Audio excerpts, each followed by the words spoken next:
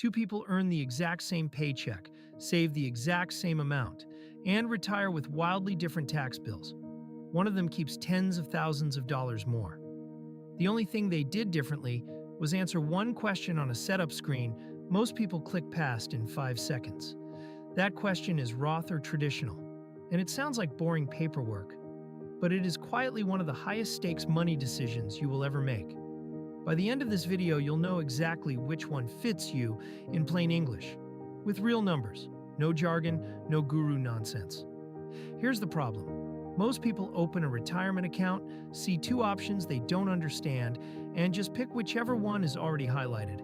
Or they copy a half-remembered tip from a coworker who was also guessing. There's no warning label, no alarm. The screen looks exactly the same, whichever box you tick. It isn't a flashy mistake, and nobody ever sends you a bill for it. Then they repeat that same choice every paycheck for 30 years. A decision that small, multiplied across an entire career, is exactly how a quiet six-figure mistake gets made. Not through one bad move, but through one unexamined default. So let's clear up what these actually are, because the names tell you nothing. Here's the one idea this whole video rests on. A Roth and a traditional account are not different investments. You can hold the exact same things inside either one. The only difference is when the government takes its tax, now or later. That's it. Every account is really just a bucket, and the only question is whether you pay the tax on the way in or on the way out. With a traditional account, you pay the tax later. The money goes in before tax, so you get a deduction today. Your taxable income drops this year. It grows untouched for decades, and then you pay ordinary income tax on every dollar you pull out in retirement. Tax break now, tax bill later. With a Roth account, you pay the tax now. The money goes in after you've already paid income tax on it, so there's no deduction today. But then it grows, and every dollar you withdraw in retirement, including all those years of growth, comes out completely tax-free. No break today, no bill ever again. So which is better? Here's the honest answer almost nobody gives you. It depends entirely on one comparison: your tax rate today versus your tax rate in retirement. The whole decision is just a bet on those two numbers. Here's the quick gut check. If you're young, early in your career, or in a lower tax bracket today, your rate now is probably about as low as it will ever be. So paying the tax now with a Roth tends to win. If you're a high earner in your peak years, who expects a quieter, lower income retirement, that deduction today is worth more to you. So traditional tends to win. Everyone else lives somewhere in between, which is exactly why understanding the trade-off beats memorizing a rule. Think of it like a farmer with seeds. The government is going to tax those seeds at some point. Your only choice is whether you'd rather be taxed on the small bag of seed you plant now or on the entire harvest you dig up decades later. If your tax rate will be higher later, you want to pay the tax now on the seeds. That's Roth. If your tax rate will be lower later, you'd rather wait and be taxed then. That's traditional. You pay the tax in whichever year your rate is lowest. Let me make that concrete, because this is where the six figures shows up. Picture someone who puts $7,000 a year into a retirement account for 30 years.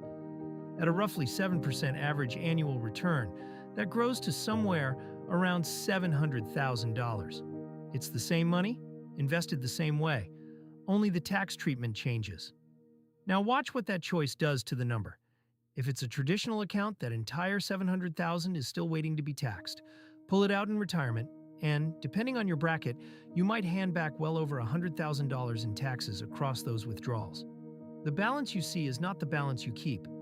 If it's a Roth account, you already paid tax on the seeds, roughly the tax on $7,000 a year as you went. But that entire $700,000 is now yours, tax-free, for the rest of your life. You paid tax on the small contributions and got the enormous harvest for free. The difference between those two outcomes, the tax on a few $1,000s a year versus the tax on a $700,000 pile, is easily tens of thousands, often more than $100,000, over a lifetime. And because that gap rides on top of every dollar of growth, the longer your money compounds, the bigger the tax decision becomes.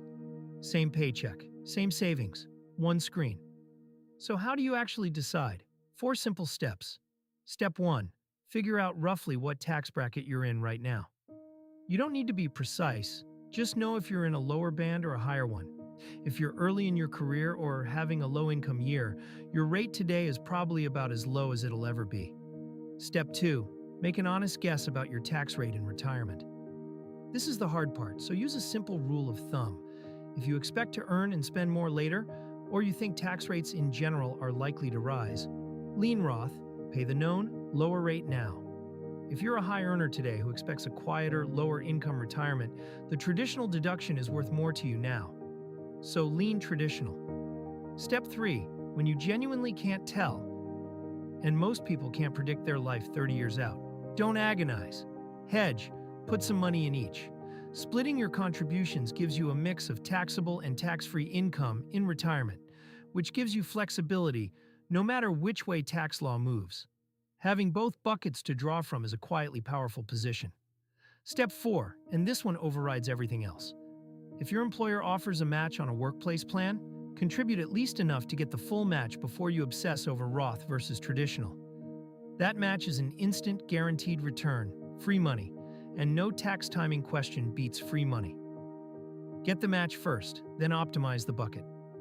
A few honest caveats, because the anti-guru promise matters. Roth accounts can have income limits that affect whether you can contribute directly, so check where you stand for the year.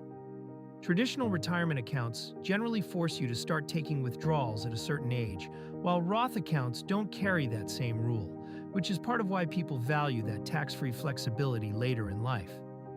And remember, this works the same whether it's an IRA you open yourself or a Roth or traditional option inside your workplace plan. Same buckets, same question. Tax law can change too. Nobody knows future rates for certain. That uncertainty is exactly why hedging across both buckets is so often the calm, sensible answer. Let me put the whole thing in one breath. A Roth and a traditional account hold the same investments. The only difference is when you pay the tax. Pay it now with a Roth if your rate today is low or you expect higher rates later. Pay it later with a traditional if your rate is high now and you expect a lower income retirement. When you're not sure, split the difference and get any employer match first. You're not picking a product. You're choosing the cheapest year to pay your taxes. Make that one choice on purpose instead of on autopilot, and you could keep an extra 6 figures that would otherwise have quietly slipped away. If this finally made Roth versus traditional makes sense, subscribe. Calm Dollar breaks down one money decision in plain English every few days. No hype, no jargon. Next up, we're getting into 5 quiet moves that raise your credit score, so stick around for that one. This is general education, not financial advice. Everyone's tax situation is different. Do your own research, and for your specific numbers, talk to a qualified tax professional.